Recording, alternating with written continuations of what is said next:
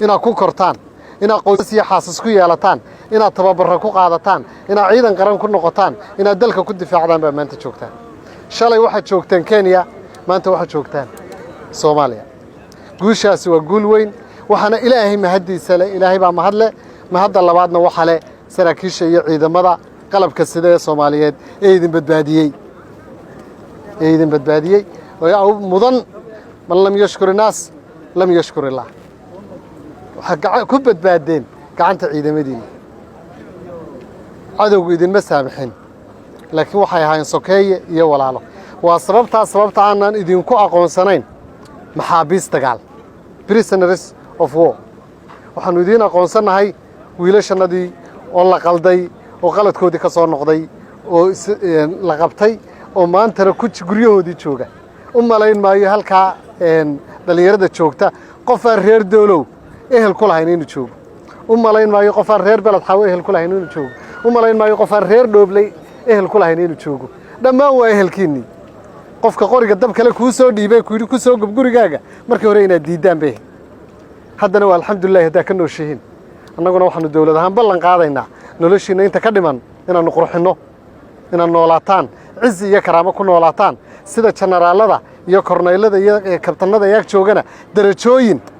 amaalin maalmaha kamida yeelataan raggii kale maxay doonayeen inaad dhimataan annaguna maxaanu doonaynaa inaad noolaataan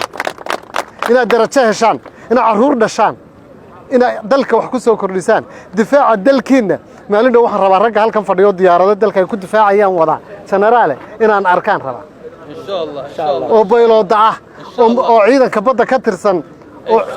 oo ciidanka xoogga dalka ka tirsan oo booliska ka tirsan oo asluubta ka tirsan oo dalka habeen iyo maalin ilaalinayaan rabaa oo Ilaahay wax loogu mahadnaqo dawladdiinu sida wasiirka cadaaladdu sheegay waa hooyo dawladdu hooyadu wiilkeedu hadduu caasiyo ma tuurto hooyadu laabtay gashataa laabtaanu idin gashanaynaa sababtay waxaad tihiin wiilashayadii haddaa cadow ahaan laydeen laabna idin maanaan gashaneen halkana noomaydaan fadhideen qolal madow baa ku jiri laydeen sida maxaabiista kale maxaabiista waa la yaqaanaa laakiin xorriyadda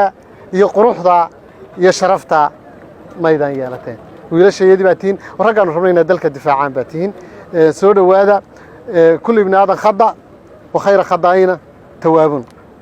qof kastoo bini aadami waa khaldamaa waxaase ugu qiimo badan qofka ka soo laabta dalkeennu hore u socdaa haddii laydinku yidhi waxba ma jiraan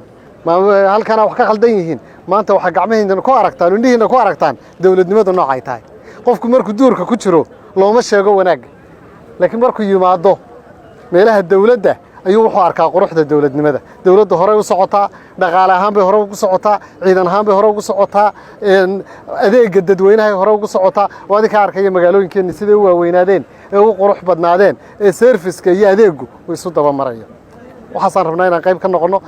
dagaal waa ka soo daalay nabad baynu u guuraynaa dariskana nabad baynu kula noolaanaynaa innaguna nabad baynu ku wada noolaanaynaa idinkuna waxaa noqon doontaan dad karaamo leh oo aan mar dambe loo adeegsan hooyadood walaashood iyo aabahood oo aan ka oohin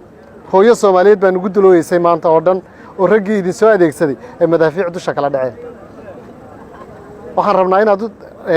qirtaan